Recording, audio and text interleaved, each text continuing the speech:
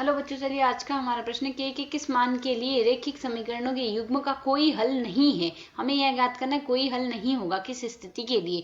तो यहाँ से समीकरण दी गई 3x प्लस वाई बराबर में 1 और 2k माइनस 1 गुणा एक्स प्लस k माइनस 1 गुणा वाई बराबर में 2k प्लस 1। तो यहाँ से इस प्रश्न को करने हेतु हमारे पास यहाँ से हमारी मुख्य अवधारणा कार्य करेगी। मुख्य अवधारणा यहाँ से हम लेके चलेंगे जैसा कि हमें प्रश्न के अनुसार दिया गया है।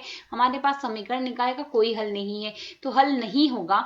यदि हमारे पास हल नहीं है तो हमारे पास यदि समीकरण a1x a2y a1x b1y, पहली समीकरण यदि दी गई है a1x प्लस b1y प्लस में c1 बराबर दिया गया है 0 के, और दूसरी समीकरण दी गई है a2x प्लस b2y प्लस में दिया गया है c2 बराबर 0। तो इन समीकरण निकायों को यदि हम सरल करेंगे तो कोई हल नहीं आएगा जब हमारे पास a1 बट्टे a2 का जो मान है वह बराबर आ जाए b1 बट्टे b2 के, किंतु यह मान बराबर नहीं आए c1 बट्टे c2 के। इसके आधार पर यदि हम देखें तो हमारे पास जो समीकरण दी गई है वह समीकरण है 3x प्लस वाई माइनस 1 लिख सकते हैं पक्षांतर से, बराबर आ जाएगा 0। और दूसरी समीकरण है 2k माइनस में 1 गुणा में x है प्लस में k माइनस 1 गुणा में y है और माइनस में 2k प्लस 1 है बराबर में 0 है। इसे यदि हम सरल करते हैं तो a1 बराबर क्या है हमारे पास 3, b1 बराबर है हमारे पास यहाँ से 1 और c1 बराबर है माइनस का 1। ठीक इसी प्रकार यहाँ से a2 बराबर है 2k माइनस में 1, b2 बराबर यदि हम यहाँ से देखें b2 का मान हमें क्या दिया गया है, b2 का मान है हमारे पास k माइनस 1 और c2 का जो मान है वह है हमारे पास माइनस का 2k प्लस में 1।